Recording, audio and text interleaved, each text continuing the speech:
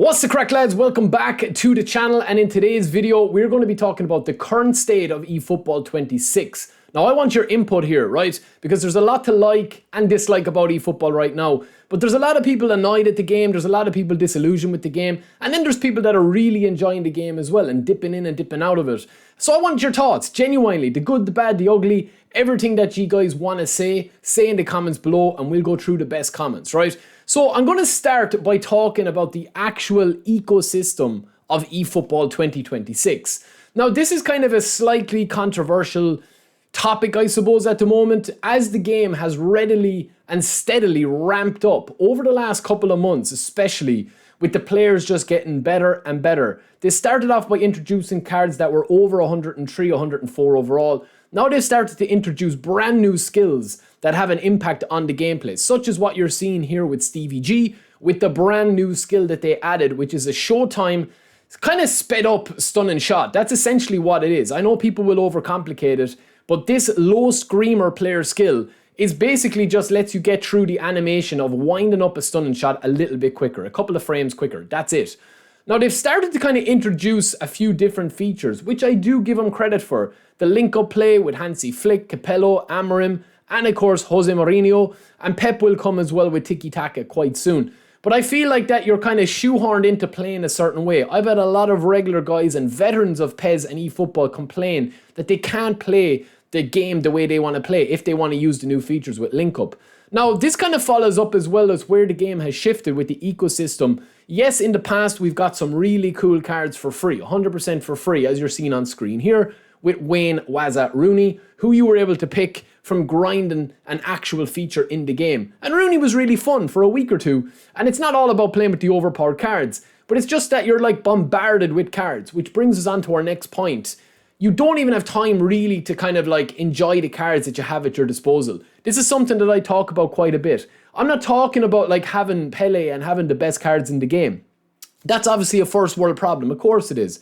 But the content grind and the content loop right now in 2025, where we are at for a free-to-play game. Yes, getting free spins like this and taking penalties, and if you get a bit of luck, you can get beast end-game meta-level players like Frank Rijkaard, who you're seeing on screen, which was from basically logging in, taking a penalty, a couple of clicks of a button, and boom, we have an absolute beast DMF that can pretty much last us until, if they ever do reset the squads. I mean, he's unreal. He's so, he's so nice in midfield just to kind of spray the ball around. He's like Pirlo, except big and bulky. But I also feel as well that the stuff that they've introduced now in the last month or so, maybe the last week or so, especially like with these campaigns, this new mission I think has rubbed up people the wrong way. I mean, originally, yes, it's nice to get a free player of the week that you're able to actually choose who you want to get. So that's been a big criticism of me, and I do give him props for that. However, in order to actually unlock your free selection contract, you do need to spend coins. Now, yes, you can grind the coins, and they have made it available that you can get, I think as of time of recording this video, you can actually get 240 free coins from all the events over the next 2 weeks. So essentially you're putting in 60 coins of your own money, right? That you'll probably get from login bonuses anyway, if you want to spin for your 3 player of the week cards like you're seeing on screen here, such as Luka Modric. But obviously when you compare it now to the recently released EA FC 26, FC 26, lads, I've played it, I've streamed it, you guys can go back and check out the live streams. The amount of content in it is actually staggering. It's overwhelming. Like, I genuinely was overwhelmed. I didn't know what to do. I actually didn't know where to start. Now, I haven't played a FIFA game online in years, and Ultimate Team is just its own beast. But I honestly think that the best thing about it is that you can go in if you have the coins and simply pick and choose which legend you want to buy. You want to buy Carlos, you want to buy Hierro, you want to buy Baresi. There's no time limit on when you need to spin. That's been a huge issue for me with the content grind. There's no entry point. So for this, yes, somebody like Hullet or Rijkaard or Bergkamp or Scholes or any of the new legends, right, are going to cost a couple of 100,000 in-game currency. But I have the option to grind for 6 months with the view of actually unlocking this as my reward in 6 months' time. Compare that with eFootball, right? It's very, very difficult because you have 7 days to sign a card. What if you're on holiday? I know people that have literally missed out on some of the best cards in the game because they've been away for a week or two or 10 days with work. I mean, yes, it's good to get cards, and yes, you can, get the nice cards if you want to empty the pack. You are guaranteed if you clear the pack. But I know people that have missed out on the likes of Ronaldo, Messi, Vieira, Rijkaard, because they just simply don't have time to grind. Now, I will give them big props for actually bringing us the free Isco as a reward, and I do think that they are trying to get the grind and the content a little bit more balanced. You've got Isco, you've got Auba who's coming in the next phase of the eFootball League, and I do give him props for that. I mean, this is not a criticism type video. This is literally just talking about the actual content and where we're at with the eFootball state of it at the moment, the good and the bad, and I do give him props for that. Auba as an eFootball phase league reward, you have to push and be in the top 100,000. If you didn't get Isco, you have a chance of getting another free card that is going to have an acceleration burst showtime skill, which is probably due a buff as well. I think this is good. This is a massive W and a massive thumbs up for me. But again, it falls back on. How long are you going to use Auba past the first day or two before you go back to your Peles and Rooneys? Even if you're playing free to play, there's other cards that are comparable to these cards that they're giving you for free. We're not talking about these cards being Patrick Vieira or Romario or Michael Owen. Lastly, we're going to talk about mode rotation and feature removal. This has probably been the biggest frustration from the community that I'm seeing, right? And I get this constantly in my streams. Where's Treasure Link? Why can't we add this? Why do they have to add something to remove another thing or remove something before they add it? Case in point, Treasure Link is gone, Strike Arena is back in. I told you guys this was going to happen, and this is why it's happening. They want people to be able to kind of see, the different modes that they have on offer. They seem to rotate them in and recycle them in. Now listen, Strike Arena is not really for me. I'll be 100% blunt with you guys. It's not really for me, but it is fun. Like, it is actually quite fun, pick up and play. You see here a couple of clips on screen.